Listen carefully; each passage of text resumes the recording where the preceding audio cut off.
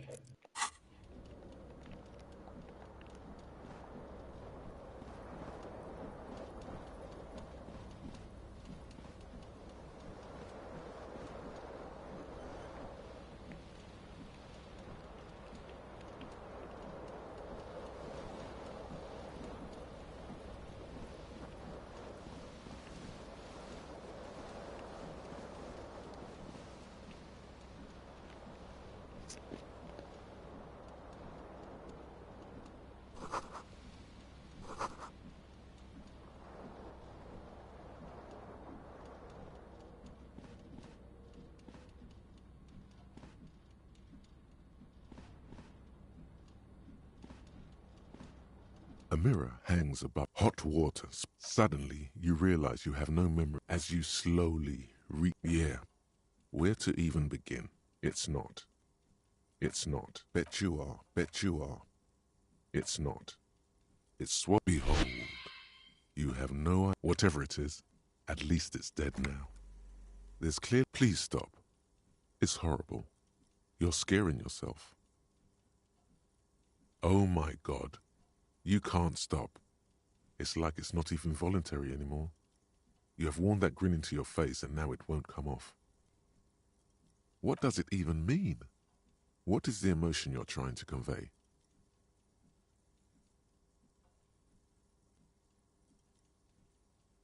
You are correct. It belongs in the new, the third decade of the current century. Enough time had passed from the failure of the revolution that, for a fleeting moment, free market economy seemed like the ultimate, uncontested way of life for our species. Things were good. It was smooth sailing. People made gold and champagne-tinted interiors and facades to suit the times, calling this the new style. But more importantly, disco happened. For Revachol, your city, that meant only one thing. Guillaume le Million.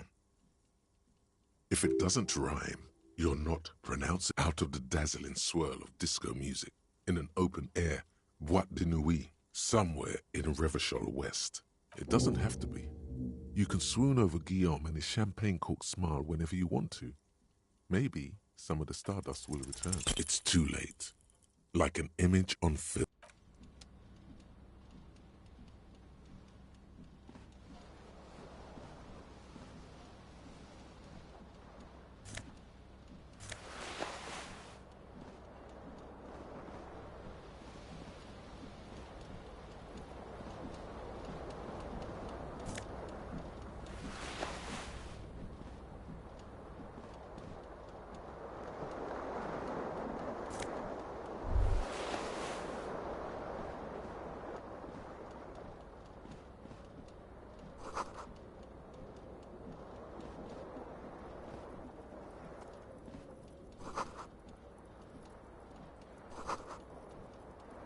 You hear a jingle.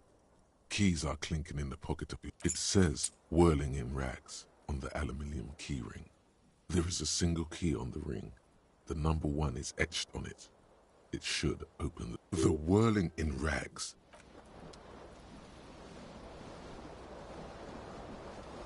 This fan has 2 chain pull switches.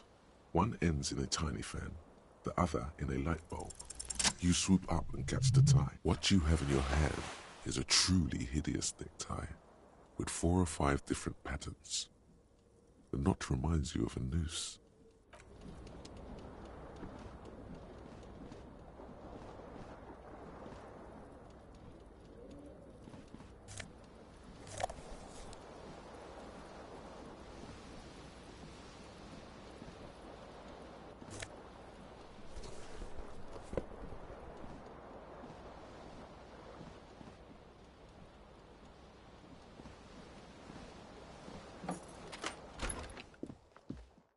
Hello, officer.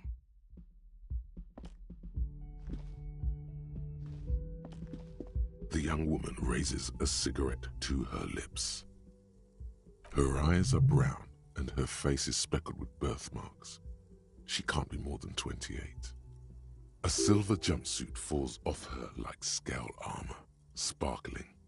This is the sparkle of too many nights out on the city.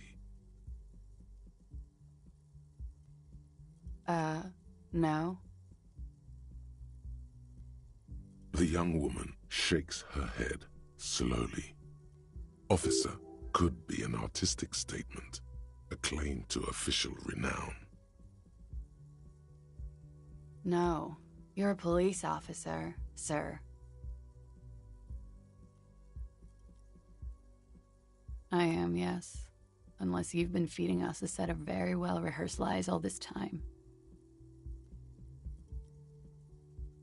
You've been here for 3 days, on official police business, no less. Couldn't say. In truth, so far, mostly drinking. You have no doubt about the drinking, but do you strike yourself as a tight-lipped drunk? She must have heard something. She nods. There's a mercenary out back. He's been hanged. The body has been there for a week now. The locals probably got tired of it and called the cops. I didn't mean to overwhelm you with information. You seem a bit lost, officer.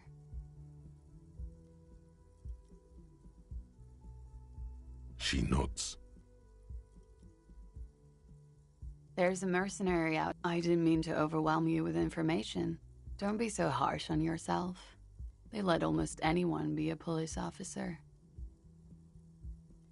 Could it be because of the drinking? She hasn't had time to put her makeup on.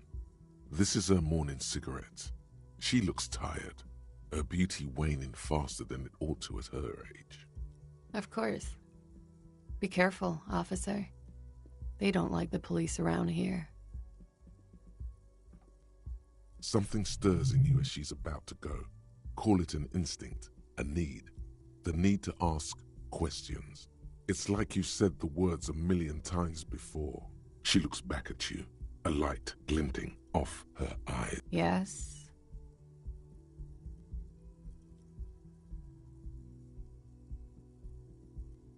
There was the usual ruckus. Loud disco music. I couldn't say. It's impossible to hear people speaking from over here. Oh, yes. Various artists. Ostentatious orchestration prime among them. Oh, that. Yeah. Whoa. The less said about OO, the better. OO were huge where I come from. I was very young then, of course. Like 7. Life gets hard, but we go on. I don't know about that. At around 2 o'clock, the disco stopped, and there was a change of pace. A slow, sad song started playing, like organ music on repeat. That went on for quite a while. Some of the time, you were yelling along to it. Yes, there was a church in there. A really small church. Like the smallest, saddest church in the whole world. It was about that. And that it doesn't matter anymore and that we're alone now. It was difficult to tell. Then you started screaming and trashed the place.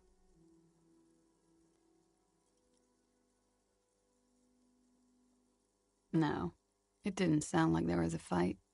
It sounded like someone was trashing their room. A window was smashed. The tape player, probably. The song stopped. And furniture, too.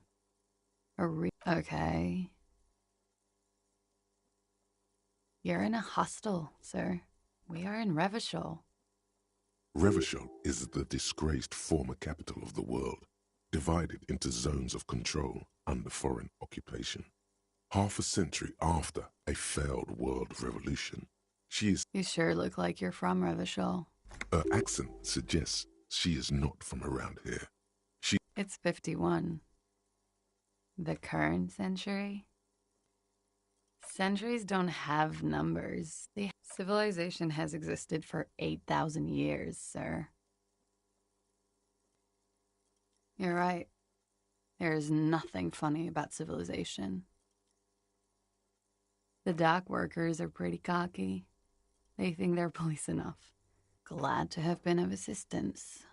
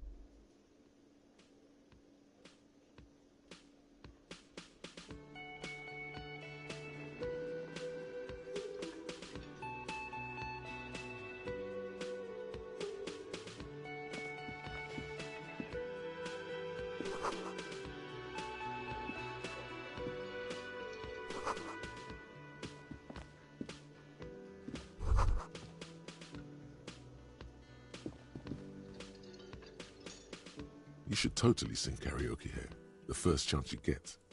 Your emotions need to be expressed. People need to know your vast, oceanic soul. Utterly. And it needs to be heard. Through a PA system, by other people. You should sing the sad small church song from that tape you found. Thought it was obvious. Serves them right. Wipe that smirk off their face with your sad, tragic, small church song. Who's laughing now? No one. You would need another copy of the tape first, though. The one upstairs is destroyed. You should sing the sad, small church song from that tape you found. Thought, no, don't sing the happy song. It's stupid. Sing the sad song. It's profound. You would need another copy of the tape first, though. The one upstairs is destroyed. A man in his late 20s stands behind the counter, inspecting a stuffed seabird. As you approach, he gives you a sideways glance, then looks down again. Everything is cool between you and this guy. He's a big fan. Make some small talk. No, I'm not the bartender. I'm the cafeteria manager. He's very animated all of a sudden. This seems like a touchy subject. Mm-hmm. A competent work of taxidermy. The white and brown seabird lies among piles of coasters and drying mugs. One of its wings broken. The man is trying to mend it. Looks like the bird was ripped off the shield that was used to mount it. most likely on a wall. This is the Great Skua. The seabird is the symbol for the discovery of the Insulindian Isola, the part of the world you are in right now. The small steel tag says as much. The Great Skua. Stercoarius Skua. Look, your buddy is over there. Why don't you go and talk to him, okay? He pretends not to hear you, concentrating on the bird instead.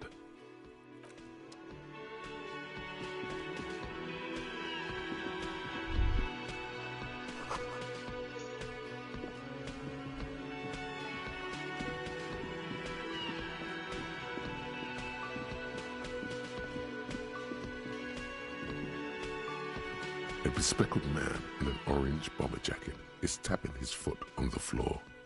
Looks like he's waiting for someone. As you approach, he narrows his eyes and extends his hand in greeting.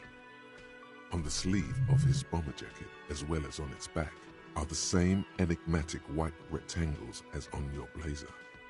Hello, I'm Kim Kitsuragi, Lieutenant, Precinct 57. You must be from the 41st. You realize he's waiting for your name. Okay then. It looks like we had a little scheduling error on Sunday. Saturday too, actually. Have you had time to talk to the manager here? What he means is, he has been trying to meet up with you for 2 days, but you have been otherwise occupied. Then we should ask him for a rundown of the area. Get me up to speed.